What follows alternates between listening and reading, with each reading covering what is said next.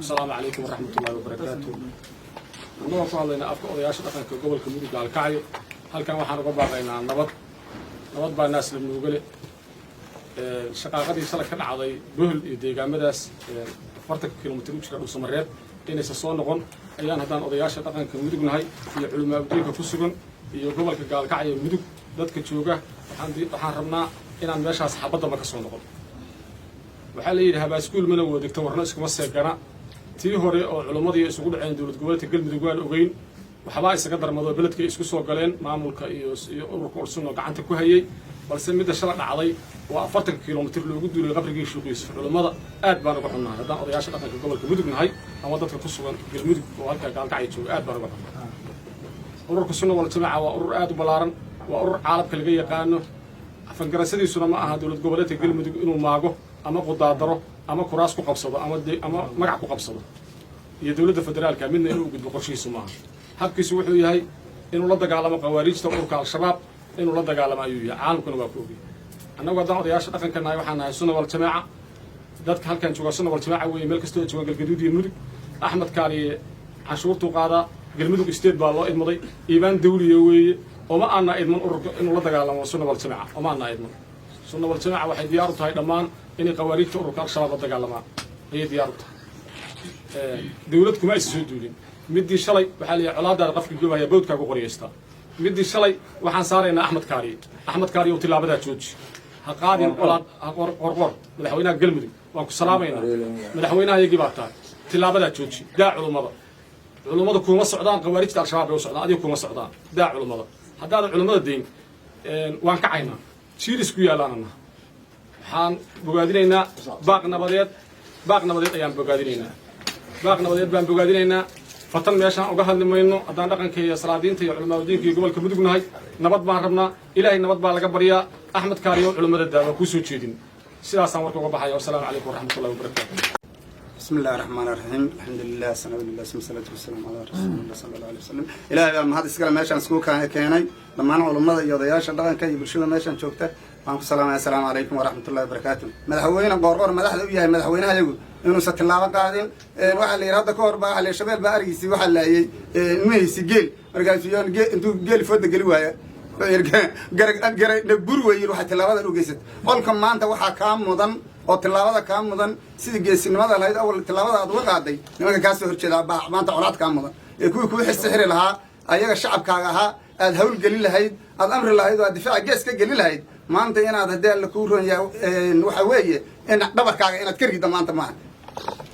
waxaan iskugu nimid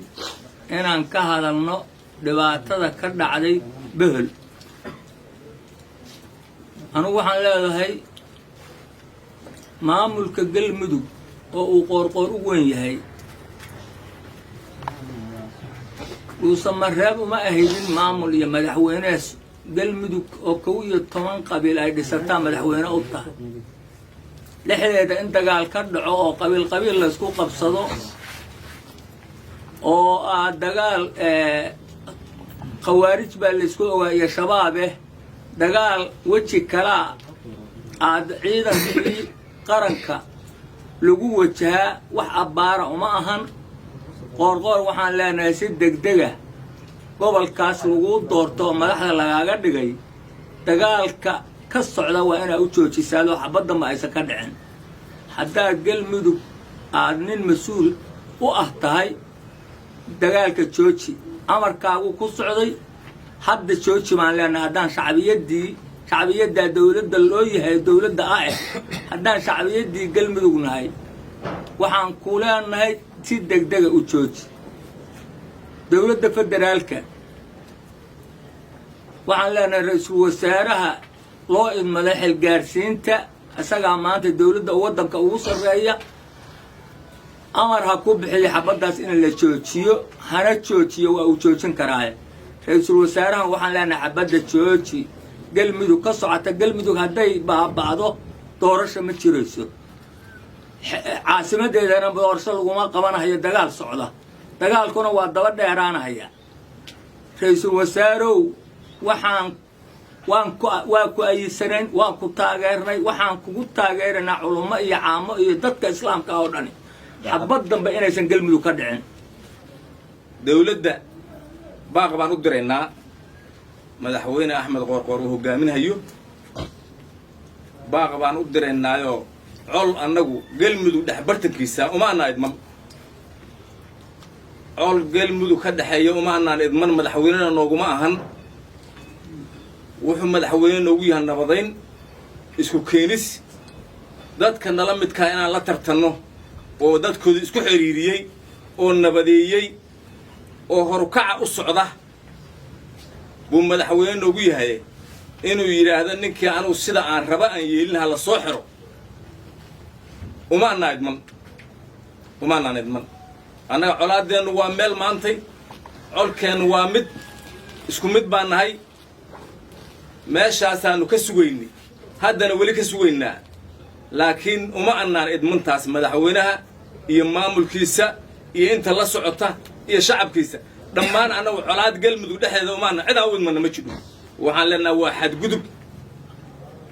xadgudubku hadduu dhacana istikfaar baa lala yimaadaaye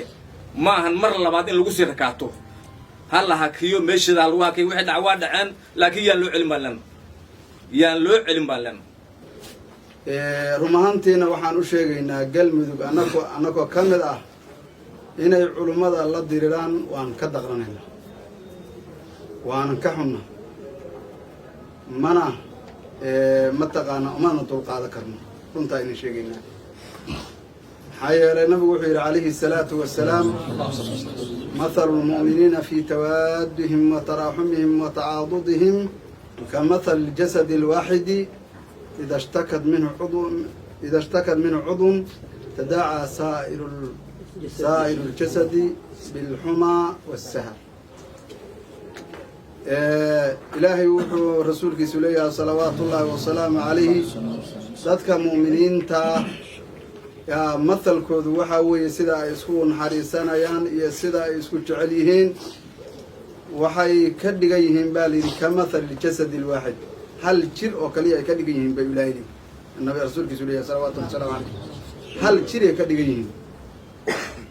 halkaas jir caawa jirkaagu hadduu xamin ka mida ay jirato adiga dhan waa soo jeedaysaa waa qandhoonaysaa waa la qandhoonaysaa caawa marka culummadeennii madfac lagu ridayo oo maaragtay beeba loo adeegsanayo waxaan meeshaas ka dareemaynaa inaanaysan hurda aysan jirin inaysan maaragtay waxa weeye wax kalsooniya dawladda aan u qaban karnaa ama aan u haynaynaa inaysan jirin ayaa meeshaas ka muuqanaysa maxaa yeelay dadka mataqaanaa annaku mu'miniin baa nahay weliba khaasatan runta waxaa la yidhi ragama naxirsaa layidhi raggan culummada oo aad la diriraysaan galmudugay waa dawlad macnaha waxa weeye culummadeennii mashaa'ikhdeennii waxa weeye waa dadkii diintana soo baray waa dadkii maaragtay ay munaasabka ahayd in ayaka qaa'idiin laga dhigto inay hogaamiye ay noqdaan inay maaragtay madax ay noqdaan ayakaa maanta munaasab u ahaa ma ahan maanta munaasab in ay guryihii ay lahaayeen iyo carruurta u joogtay la yidhaahdo ma imaan kartaan la yidhaahdo gurigiinnii iyo xaaskiinnii ma soo booqo kartaan la yidhaahdo maaragtay fidna wadayaal baa tihiin wax munaasaba ma ahan dawladdana uma cuntanto uma qalanto inay yidhaahdaan warkaas ahlu sunna waljamaaca meel ay joogaanba ka cudwin waaxidin weeye ha ogaadeen waxaan isku waafaqsannahay intayada meesha fadhida iyo inta naga maqan odayaasha dhaqanka iyo culamaa udiinka iyo gabdhaha kulli bulshada qaybaheedii oon kala maqnayn waxaan ka xunnahay dagaalka lagu qaaday culamaa udiinka ahlusunna waljamaaca madaxdooda waxaan shaakir inta meesha fadhida rag badan uu mashaa'ikh u yahay baa fadhiya culimmadan intooda badan waa raggii dalabadiisii waxaa weeye marka waxaan codsanaynaa sida odayaashii ee dhaqanka ay codsadeen dadkaas in lagu duulo ayagu hadda duulaanku qol dhinaca baa laga qaado waa la ogyahay dhinaca dawladda laga qaaday dagaal dambe inuusan dhicin oo dhinaca dawladda uusan nimankaas ka aadin ayaan codsanaynaa dhinaca dawladda culummadana ka malayn mayno dhinacooda in dagaal ka yimaado ayagana sidoo kalean baaqa ugu jeedinaynaa dagaal faa'iido ma dhaliyo dhib mooye dheef laga heli maayo dadkan hadda waxa weeye dad islaamo weeye waxaan markaa ku celcelinaynaa madaxda maamulkooda aan hoos joogno waan shacabka u nahay haddii ay rabaan warkooda inaan tixgelinno warkayaga ha tixgeliyo culamaa diinkii baan nahay oo dhammaystiran dhallinyaradii odayaashii dhaqanka wax noo kala maqalna ma arka gabdho iyo wiilal dagaalkaasi dagaal aan u dulqaadan karna ma baaqnameed waxaan u diraynaa reer galmudug gobollada galgaduud dagaalada ka socda dagaaladaasaan la dhibay culummo iyo caamo odayaal kulli wayna dhibeen dagaalkaas in la joojiyo ninkii wadaana wax joojinayo qof aan asagoo wadinoo meel inta ku jiray loo yimid wuxuu joojinaya asagoo looma arkaba ninkii waday dagaalkaas oo soo bilaabay baa joojinaya nabigu wuxuu yidhi sala allahu calayhi wasallam shartu waa hurudaa ilaahay lacanadiisa ha ku dhacdo ninkii baraarujiya shartu waa hurudaa lacanada ilaahay ha ku dhacdo biyo ninkii baraarujiya dagaalka meesha lagu qabanayo yaa baraarujinaya ninkii keenay oo dad meel iska hurda u keenay ninkaasaa baraarujinaya nin labaad baraarujinaya waxaan leenahay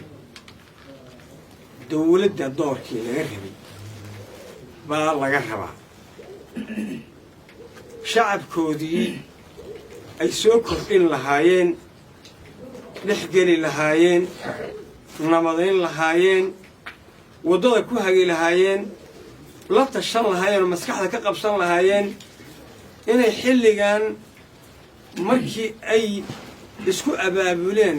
al-shabaab oo dhexdeena ku jira in ay u diyaargaroobaan mar labaad in ay laga bilaabo oo layihahdo al-shabaab inaysan u tabaabushaysan baan rabnaa arrintaas arrin qalloocan oo aad u jeedaan weeye dalka dabadiisa iyo dhexdiisa ninkii joogaaba meesha ay u socoto arrin aad u jeedaan reer galmudug dhammaantood waxaan leenahay beelaha ay yihiin qolo walbaba inay sidaas uga hadasho oo dagaalkaas qolada baraarujinaysa oo fidnada kicinaysa ayana fidnada la demiyo